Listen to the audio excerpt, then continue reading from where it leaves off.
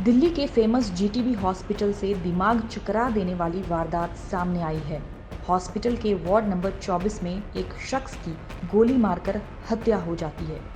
इस हत्या को एक शूटर ने अंजाम दिया जिसकी उम्र महज 18 साल है। जिस शख्स की गोली मारकर हत्या हुई उनकी उम्र 32 साल थी और नाम रियाजुद्दीन। रियाजुद्दीन 23 जून से पेट में इन्फेक्शन की वजह से इस हॉस्पिटल में भर्ती थे। शाम के 4 बजे के करीब एक शख्स इस हॉस्पिटल के चौथी मंजिल के वार्ड नंबर 24 में दाखिल होता है। वार्ड में घुसते के साथ ही इस शख्स ने दनादन गोलियां चलाकर रियाजुद्दीन को मौत के घाट उतारकर मौके से फरार हो गया।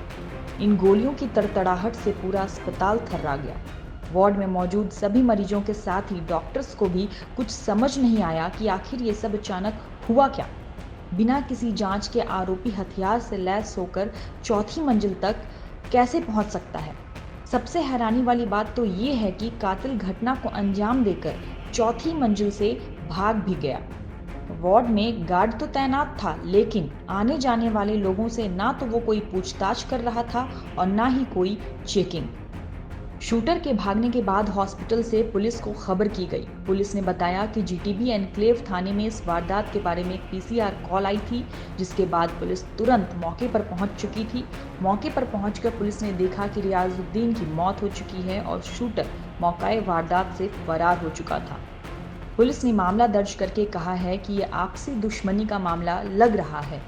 आरोपी को पकड़ने के लिए पुलिस की अलग अलग टीमें गठित की गई हैं। पुलिस इस शूटर की तफ्तीश में लगातार लगी हुई है। साथ ही इस तरह हॉस्पिटल में घुसकर हत्या करने के पीछे की वजह को जानने में भी लगी हुई है।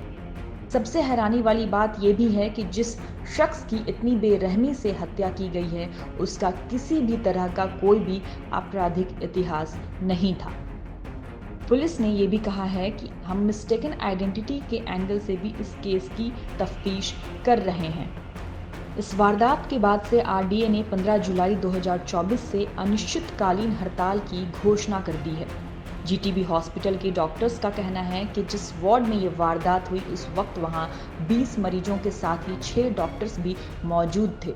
इस तरह से हॉस्पिटल में घुसकर हत्या को अंजाम देना बहुत ही शर्मनाक है। किसी को भी गोली लग सकती थी। हमारी सुरक्षा कौन करेगा? जीटीबी हॉस्पिटल से अक्सर डॉक्टरों के साथ मारपीट की घटनाएं भी सामने आते रहती हैं।